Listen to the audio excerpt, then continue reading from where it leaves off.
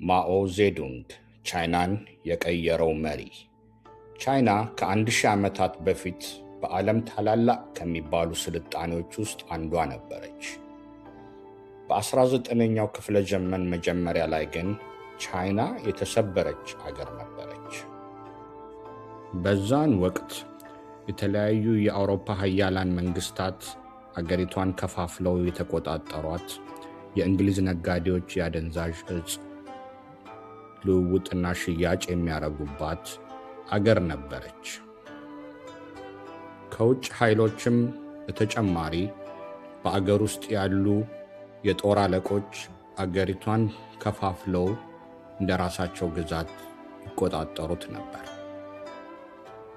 በዚሁ መሃል ግን ቻይና ውስጥ የሚኖሩት በሚሊዮን የሚቆጠሩ የአገሪቱ ዜጎች በከባድ ድህነትና በጭሰኝነት የሚኖሩ ነበሩ።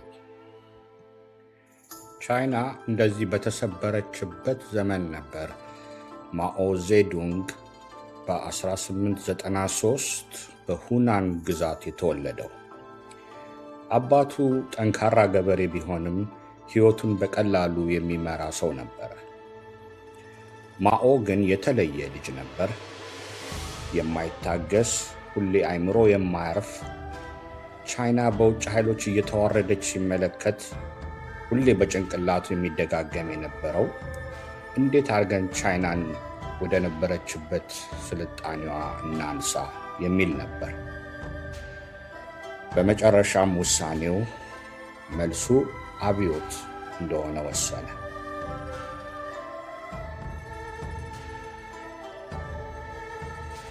በ1921 ዓመተ ምህረት ማኦ የቻይናን ኮሚኒስት ፓርቲ ተቀላቀለ። በዛን ወቅት የቻይና ኮሚኒስት ፓርቲ በጣም ትንሽና እዚህ ግባ የማይባል ቁጥር የነበራቸው ሰዎች ስብስብ ነበረ። ማኦ ግን ለዚህ ፓርቲ ትልቅ ተስፋ ነበረው።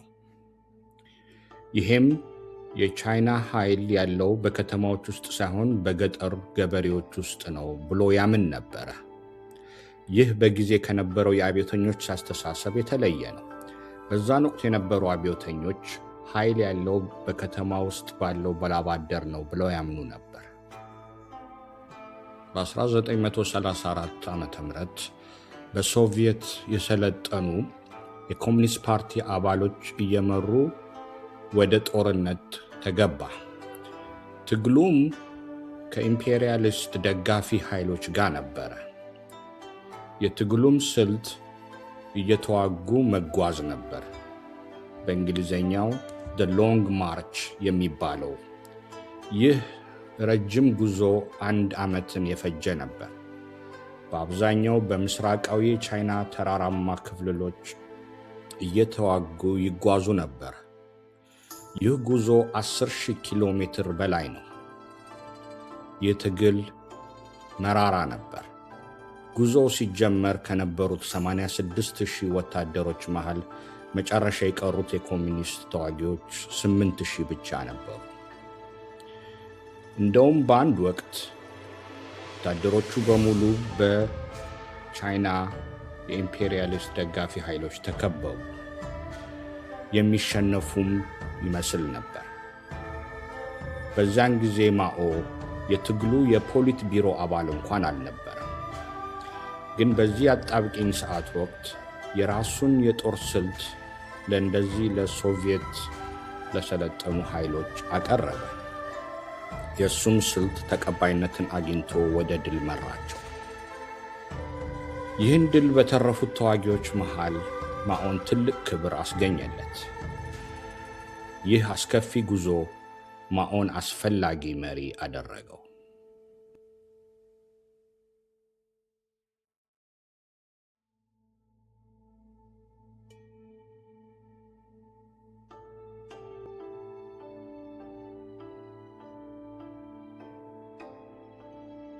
ይህ ዓመታትን ከፈጀ እርስ በርስ ጦርነት በተጨማሪ በዛን ወቅት ጃፓን በሁለተኛው የዓለም ጦርነት ጊዜ ቻይናን በሙሉ ወራ፣ ሕዝቡ በስቃይ ይታመስ ነበር። ግን በ1949 ዓ.ም ጃፓንም ተሸነፈች። የእርስ በርስ ጦርነቱም አለቀ። ማኦም በድል በቤጂንግ ከተማ በተሰበሰቡ ሕዝቦች መሃል ቆሞ እንዲህ አለ። የቻይና ሕዝብ ሆይ፣ ቻይና አዲስ አገር ናት። ሁላችንም በአንድነት እንቁም አለ። ከዛም በኋላ አገሪቷ ከ1000 ዓመታት በላይ የፈጀው የውጭ ኃይሎች አገዛዝ ነፃ የወጣች ነፃና የራሷን ግዛት ያላት አገር ሆነች። ስሟንም የቻይና ሕዝባዊ ሪፐብሊክ ተብላ እንደገና ተወለደች። ማኦ በፍጥነት አገሪቷን መቀየር ጀመረ። የሴቶች መብት ተከበረ። የእርሻ መሬት ከመሬት ከበርቴዎች ተወስዶ ለገበሬዎች እንዲሰጥ ተደረገ። ፋብሪካዎችም ተገነቡ። የመሠረተ ትምህርት ዘመቻ በአገሪቱ ተስፋፋ። በፍጥነት ወደፊት መዝለል በሚል መርሆ ማኦ ታላላቅ ፕሮጀክቶችን ጀመረ። ግቡም በፍጥነት ኢንዱስትሪዎችን ማሳደግና ማስፋፋት ነበረ። ነገር ግን ይህ የማኦ አብዮት ብዙ አሉታዊ ገጾች ነበሩት።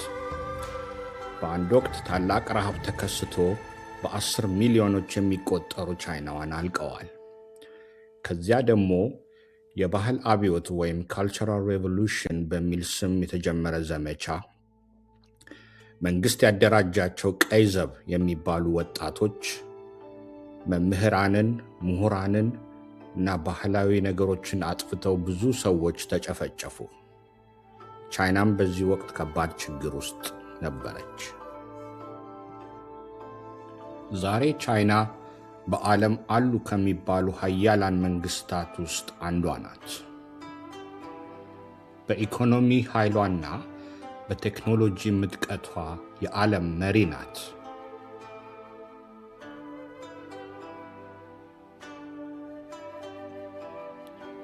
የቻይና በእድገት መመንጠቅ መንስኤው እና ጅማሮ ማኦ በጀመረው አብዮት ነው።